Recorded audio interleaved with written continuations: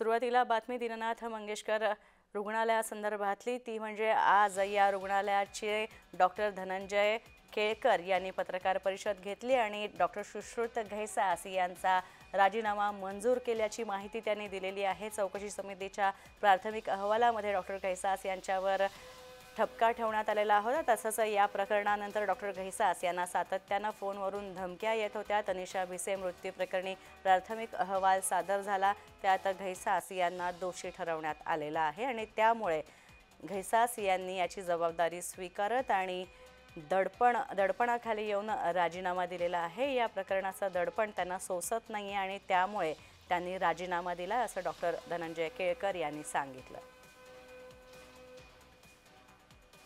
आपण पाहतोय डॉक्टर सुश्रुत घैसास हे डॉक्टर दीनानाथ मंगेशकर रुग्णालयात सल्लागार प्रसूती तज्ञ गायनॅक म्हणून, कन्सल्टंट गायनॅक म्हणून काम करत होते आणि डॉक्टर घैसास यांनी आता या गर्भवतीच्या मृत्यूनंतर राजीनामा दिलाय। की डॉक्टर सुश्रुत घैसास जे या सर्व प्रकरणाच्या वादळाच्या मध्यभागी आहेत, ते आमच्याकडचे मानद प्रसूती व स्त्रीरोग तज्ञ आहेत। म्हणजे ते हॉस्पिटलचे एम्प्लॉई नाही आहेत, पण ते कन्सल्टंट म्हणून गेली 10 वर्ष आमच्याकडे काम करतात।